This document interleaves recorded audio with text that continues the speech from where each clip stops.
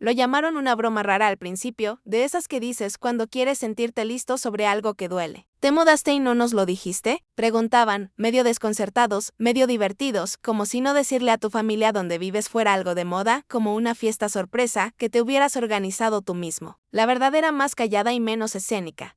Había ido desvaneciéndome de su atención durante décadas. Y cuando por fin salí por completo de su órbita, tardaron 6 meses en notarlo. Empacar esa última tarde no se sintió tanto como una partida dramática, sino como terminar un examen largo y secreto que había estado rindiendo sin el reconocimiento de nadie. Las cajas no eran recuerdos, eran acuerdos con mi yo futuro. Ropa, algunas fotos enmarcadas, unos libros usados y el montón de cosas que había prometido guardar para parientes que ya no las reclamaban. Julia y Simón llevaron las cajas más pesadas e hicieron pequeños chistes sobre mi estética de tienda de segunda mano. Sus manos en esas cajas eran la clase de presencia real que me había hecho falta, práctica, constante, sin sentimentalismos. ¿Seguro que no quieres decírselo?, preguntó Julia otra vez, como si la respuesta obvia pudiera cambiar algo. ¿Por qué iba a hacerlo?, pensé. ¿Por qué contarle algo a personas que nunca preguntaron dónde estaba cuando eso habría hecho una diferencia? El recuerdo apareció como una película, ceremonias del jardín de infancia que practicaba y ganaba, cenas familiares donde mi certificado quedaba sobre la mesa y mis padres aplaudían cortésmente mientras contaban historias del entrenamiento de fútbol de Eliad, las boletas de honor que mi madre apenas leía, la conversación sobre el fondo universitario que, de pronto, se convirtió en una lección sobre a quién le correspondía el futuro. Esos silencios pequeños y acumulativos tenían la forma de una vida, te enseñaban desde temprano que tu presencia podía ser opcional a los 18. Cuando entendí la verdad de sus prioridades, vieron el paquete de aceptación de Eliad como un rito religioso. Mi carta de admisión con beca completa, universidad elegida, fue recibida con un gesto cortés y luego una charla sobre logística que de alguna manera se tradujo en «ya lo gastamos en Eliad». La frase se quedó en mi pecho durante años después como un morado lento que dejé de mencionar porque nadie quería señalar lo que los hacía pequeños. Así que aprendí a construir sin aplausos, trabajos nocturnos, solicitudes de beca, comidas en el escritorio del dormitorio, código escrito a la luz de una lámpara de escritorio, currículos pulidos y enviados al frío flujo de respuestas corporativas. Aprendí a hacer mi propia prueba en California, no fue una ruptura dramática tanto como un pivote largo y sensato. Acepté el trabajo porque era el puente más sensato, gozoso y aterrador que había visto. Pensé en las montañas en las fotos de la ruta al trabajo, en las biografías del equipo sobre gente a la que le gustaba escalar y el open source, en el salario que de pronto hacía posibles cosas razonables, un juego de sala de verdad, un pequeño ahorro, tal vez un enganche algún día, que antes no lo eran. Planifiqué la fuga con la misma matemática paciente que había usado para juntar cuotas universitarias, reducir el gasto, ahorrar al máximo, tomar la pasantía que podía parecer no remunerada, pero convertirse en otra cosa. Fue metódico, fue solitario, fue también la primera vez que sostenía mi vida como si realmente la quisiera. La mudanza en sí fue casi anticlimática. Un vuelo en la mañana. El departamento que había encontrado en línea, pero elegido porque la reseña de un vecino decía que el casero arreglaba lo que había que arreglar. Un sofá que había sido de otra persona y que ahora encajaba en mi cuerpo como una forma prestada que se volvía mía. Llamé a la abuela desde el aeropuerto porque ella era la única que me permitía contar todo sin traducirlo en culpa. Me escuchó, preguntó por el avión, por la vista, si la cama era cómoda. Su voz fue como un testigo autorizado de mi valentía. Esperaba, irracionalmente, que la decisión de irme resonara como un redoble de tambores en su casa. En su lugar, silencio. Ni siquiera un mensaje, nada, durante semanas. La ausencia tuvo cierto sentido. Si pasas años sin escuchar, no comienzas el hábito de preguntar a dónde se van las personas. O tal vez sí estaban escuchando, pero convencidos de que la posición por defecto siempre era que yo estuviera disponible cuando les resultara conveniente. En todo caso, pasaron 6 meses. Pinté mi departamento, aprendí el horario del bus, aprendí que cafetería hacía la mejor croissant de almendra y que casero arreglaba el radiador en invierno sin correos dramáticos. Empecé a formar una vida que no necesitaba permiso. Entonces, de la nada, sonó mi teléfono. Número desconocido, tensión inconfundible en la voz del otro lado. Mi padre. Tienes que venir a cenar el próximo sábado, dijo, abrupto y seguro. No hubo saludo, ni curiosidad, solo el tipo de mandato que pertenece a personas que aún recuerdan que pueden dar órdenes y que se obedecen. ¿Por qué?, pregunté, porque ya sabía por qué y sabía que no tenía que ser la persona que continuara ese patrón. Los padres de la novia de Eliad quieren conocerte, dijo. La implicación quedó en el aire, preséntate para representar el cuadro familiar. Fue un pequeño momento que contenía todo: la expectativa de que yo existiera para llenar un papel, la esperanza de que mi presencia puliera la imagen que iban a montar para extraños. Me senté en el borde del sofá y me reí, un sonido que me sorprendió por su liberación. Se sintió infantil y vivo. Les dije que no iría. Intentaron negociar, intentaron culpar, intentaron, finalmente, amenazar: si no vienes, te dejaré fuera de mi testamento. Esa fue la línea vieja, contundente, como una herramienta antigua, y miré el tiempo en el teléfono cuando colgó la llamada porque el drama personal me parecía demasiado en sazón. A mi padre le tomó 4 minutos y 37 segundos amenazar con desheredarme. La rapidez fue hilarante en su teatralidad. Pensé en cuántas noches había pasado apretando los ahorros, juntando el futuro que estaba construyendo con mi salario remoto, mientras ellos estaban seguros de poseer el derecho moral de comprar mi conformidad. Recuerdo la mezcla de sentimientos: diversión, una antigua punzada, y luego una claridad tan nítida como aire de invierno. Por fin me habían notado después de 6 meses. Lo que debería haber dolido se mitigó porque durante ese semestre había estado construyendo otras cosas: una comunidad de amigos que preguntaban dónde me había mudado, no como reclamación sino por curiosidad, un trabajo donde importaba mi aporte, un ritmo de vida donde mi presencia no era un trueque sino elección. Cuando las llamadas se multiplicaron, mamá, luego Elliot, luego primos del patrón, fue predecible, primero el shock y luego el interés utilitario. De pronto mi nombre volvió a tener valor porque podía ser un aditamento útil. Cuando Elliot escribió "tienes que estar en la boda", sentí la vieja pequeñeza acercarse y luego hacerse a un lado. Tenía 30 y tantos, solvencia financiera y ninguna intención de hacer penitencia por una vida entera de ser pasado por alto. Descubrí que la mejor clase de venganza, si así la queremos llamar, no era montar una humillación, sino cultivar una vida que hiciera que su ausencia pareciera más una consecuencia que una herida. Intentaron varios enfoques. Sobornos disfrazados de palabras suaves: estaremos tan orgullosos si vienes, o culpa en forma redonda: ¿cómo pudiste no pensar en tu familia? Hubo maniobras de estamos preocupados por mamá, y cinismos apenas velados como amor. Cuanto más llamaban, más transparentes se volvían las motivaciones. Los parientes que me habían ignorado durante años de pronto me querían de regreso porque Elliot necesitaba presentar una historia de origen ordenada a sus suegros, una familia amorosa y cohesionada, donde la hermana aparece puntual y sonriente. Su interés no era conmigo, sino con la apariencia. La abuela, como siempre, fue diferente. Llamó no para exigir, sino para entender, para ser testigo. No sermoneó. Su voz contenía la memoria de una vida entera en la que había observado patrones y me había amado a través de las brechas. Me contó con suavidad lo que había oído en la boda sobre los padres de la novia, sus dudas en voz baja, las miradas incómodas intercambiadas entre centros de mesa florales. Ese detalle se sintió como una pequeña justicia. De pronto la imagen pulida de la familia estaba torcida en el espejo que ellos habían querido reflejar. No borró el pasado, pero se sintió como una corrección inesperada. Descubrí algo práctico y sorprendentemente liberador: cuando la gente te trata como opcional, la mejor respuesta no es enfurecerse sino redirigir. Redirigir recursos, tiempo, dinero, energía emocional, hacia cosas que hacían mi vida más sólida. Compré libros, hice cursos en línea, me sumé a un grupo de senderismo, empecé a ahorrar para una casa. Pequeños triunfos se acumularon como recibos ordenados en una carpeta etiquetada "Mi futuro". Llamé a mi agente inmobiliario con la misma energía directa que usaba para escribir código.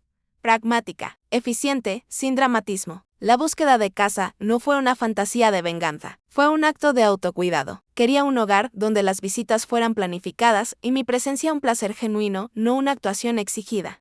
Intentaron arrastrarme con pánico y promesas. Te vas a arrepentir, decían, como si el arrepentimiento fuera una moneda que podían gastar conmigo. Encontré que la amenaza del arrepentimiento es mayormente ruido sin peso. Se vuelve significativa solo si les entregas el balance. En su lugar, apreté mi privacidad, bloqueé números que se volvían teatrales después de cierta hora y dejé de responder a disculpas performativas. Cuando Elliot envió un largo mensaje sobre lo orgulloso que siempre había estado de mí, no respondí. El orgullo expresado a posteriori suele ser una corona de papel, ligera y frágil. La dinámica familiar cambió como si observaras el clima variar, tormentas repentinas y días limpios. Los padres de la novia de extraños, que importaban más a mis padres que el hijo que habían criado, empezaron a hacer preguntas. En privado, no se dejaban convencer tan fácilmente por historias ensayadas de cercanía familiar. Comenzaron, primero con educación y luego más puntualmente, a preguntar por qué yo no había estado presente en la vida de Elliot. Esas preguntas hicieron que mis padres se incomodaran de una forma que rara vez veía, el tipo de incomodidad que Serge cuando el comportamiento propio se refleja en otro. No hubo júbilo en su incomodidad. Fue una lenta rendición que dejó espacio para la reflexión o la doblez verbal. La abuela me llamó para contarme que los padres de la novia habían mostrado su inquietud sobre la autenticidad de la familia, que su inquietud tendría repercusiones en el matrimonio de Elliot. No era mi pelea, pero la onda se sintió como vindicación, un reconocimiento de que el comportamiento tiene consecuencias y que la negligencia a veces regresa como un cheque sin fondos. Mi vida, mientras tanto, siguió creciendo con las riquezas ordinarias de la estabilidad. Encontré una casa con un pequeño jardín y la vista de un árbol que prometía manzanas a fines del verano. Las negociaciones del contrato fueron clínicas y satisfactorias. Me encantó la acción tranquila de medir habitaciones e imaginar dónde quedaría una estantería, donde una planta cogería la luz de la mañana. La hipoteca se sintió como un logro cómicamente adulto en un anclaje de papel a una vida que tenía la intención de cuidar cuando aparecieron cartas sobre Salah Antigüe que sugerían alguna urgente recuperación. De mi atención descubrí que el anonimato tenía sus ventajas. No abrí cada carta. Las dejé amontonarse una semana en la mesa y luego quemé algunas en la parrilla exterior como pequeños talismanes. No por crueldad, sino como demostración, mi vida no sería reorganizada por arrepentimientos tardíos o nostalgias de último minuto. Tenía la opción de responder, y escoger no hacerlo fue un acto de agencia. Elliot volvió a buscarme, suplicando conversación, reconciliación, una llamada para explicar. Imaginé lo que podría decir, una media disculpa, una racionalización, una versión de nuestra infancia compartida refractada por su perspectiva. Me imaginé contándole de las noches de becas, las peticiones en el dormitorio, los trabajos, las listas del supermercado. No me pareció necesario. A veces el acto honesto es permitir que otra persona llegue a la comprensión en su tiempo o que nunca lo haga. No le debía la tarea de educarlo emocionalmente. Pasaron meses y cambiaron las estaciones. Mi trabajo floreció hacia más responsabilidad. El depósito directo mensual comenzó a parecer un pequeño río, confiable y ensanchándose. Tuve la experiencia rara y deliciosa de comprar un coche pequeño al contado y darme cuenta de lo bien que se siente firmar un papel que te pertenece. Hice un viaje a Japón porque quería ver nieve en una montaña que no era mía y comer ramen a medianoche sin la presión de las expectativas ajenas. Mandé fotos a mi abuela y la vi alegrarse, tejiéndose en mi vida como un hilo constante. Rumores sobre el matrimonio de Elliot llegaron por las vías del vecindario. La inquietud de los padres de la novia se había convertido en una pequeña fuga persistente. Sus preguntas educadas mostraban que la actuación que mis padres querían montar una familia unida simplemente no resistía el escrutinio. En las horas silenciosas de mi cocina, por la noche, a veces, sentía una pequeña satisfacción que tenía poco que ver con el triunfo y todo con la verdad.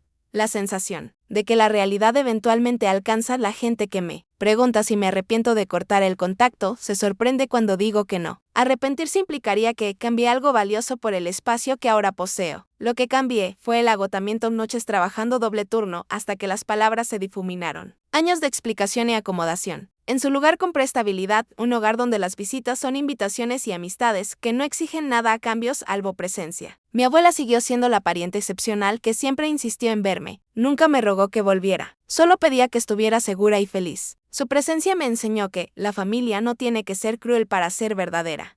No cuento esta historia para regodearme en la Schadenfreude. La cuento porque las personas que han sido tratadas como opcionales merecen un mapa, una idea de cómo se ven otras cosas. Los límites no son armas, son instrumentos clarificadores. No debes acceso a tu vida a quienes han pasado su tiempo totalmente desinteresados. La vida se la debes a la persona que la habita.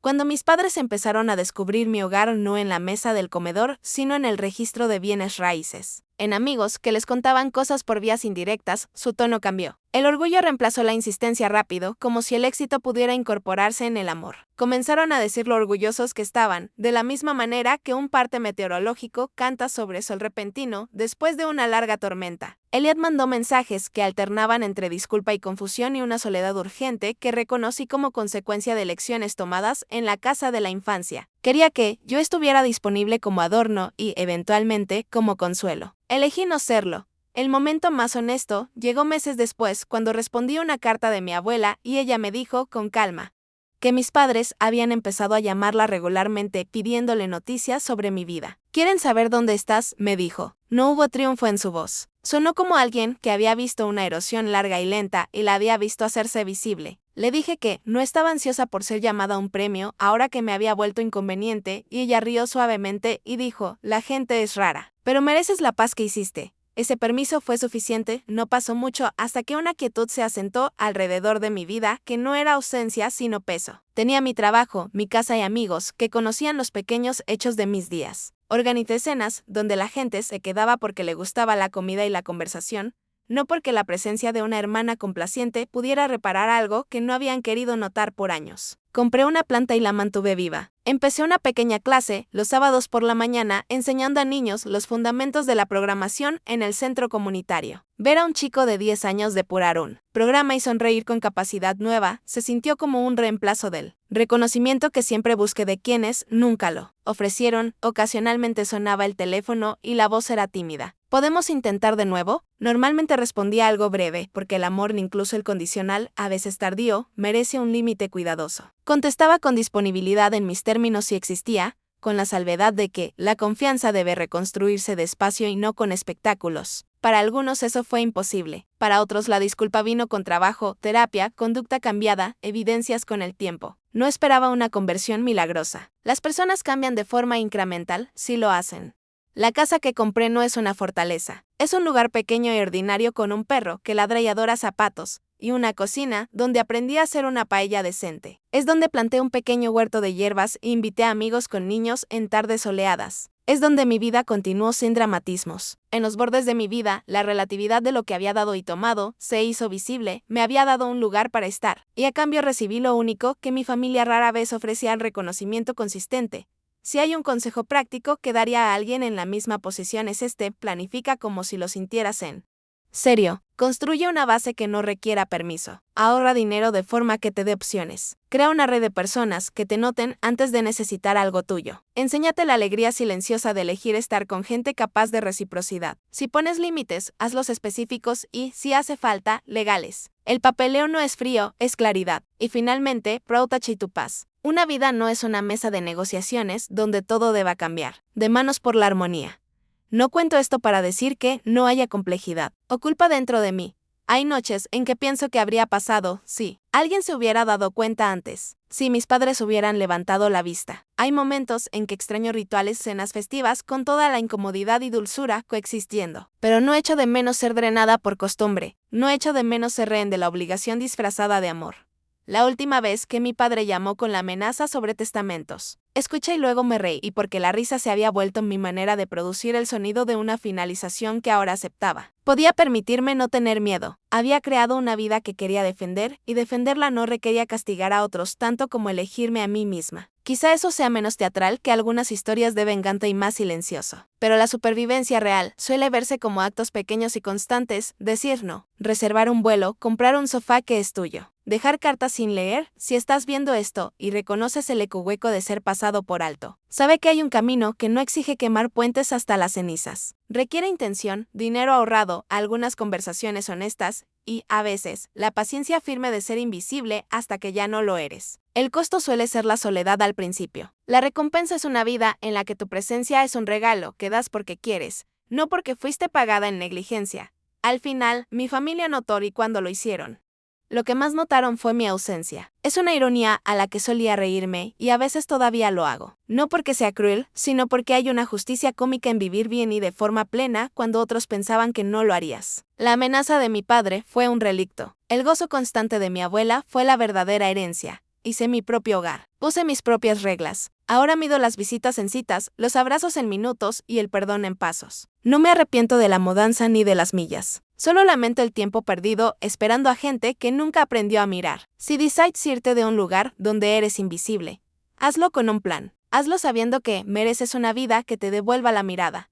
Si esta historia resuena, compártela con alguien que necesite ese permiso silencioso. Si quieres más relatos como este, no por rabia, sino por el extraño consuelo de aprender cómo las personas construyen vidas en sus propios términos, suscríbete. Porque vivir bien, al final, es la respuesta más amable a quienes nunca te vieron.